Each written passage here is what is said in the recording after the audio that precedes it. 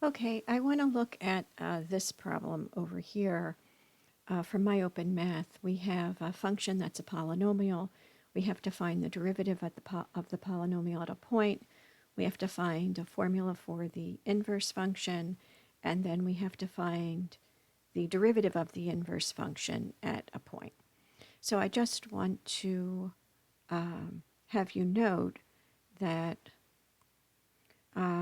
that's exactly the content of this result, of this theorem that we're going to use. And also, I want to note that that's exactly what happens. You know, this is the same scenario as this example one. So after we've done this problem, you might want to look over example one to make sure that that makes sense for you, because it's the same problem. Okay, so in part A, to find the derivative of the polynomial function is straightforward. We find that derivative in the usual way, evaluate that at x equal to -8. Turns out you get negative 960. So -8 is a domain value, -960 is a range value for f prime. Okay, so that's on the back burner for now. In part B, we have to find a formula for the inverse function. So to find a formula for the inverse function, you start with the definition of the function, which is here, -5x cubed minus 7, and solve algebraically for x to find f inverse y. So to solve algebraically for x, it's very straightforward. Add 7 to both sides, then divide by -5, and then at the end you just need to take the cube root. So x is the inverse function of x.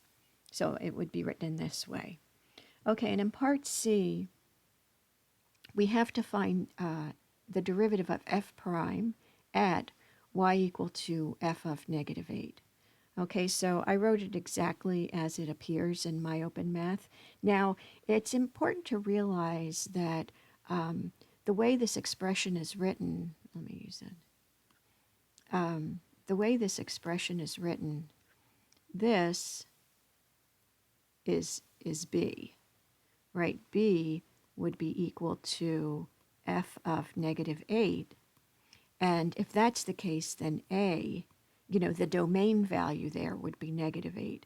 So, so the domain value would be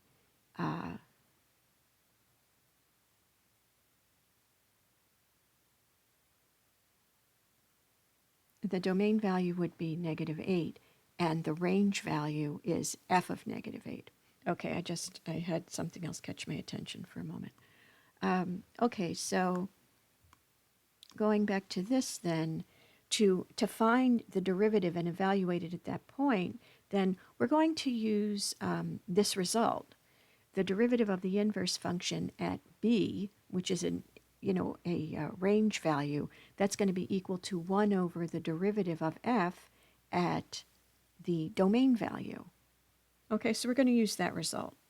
So this is going to be equal to 1 over f prime at a. And we just found what f prime of -8 is, right? A is -8, and we did that in part A. So from part A,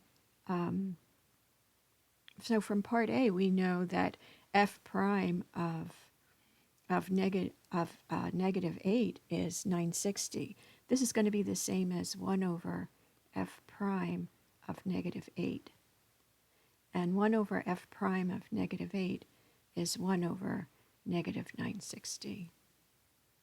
So that's the result there.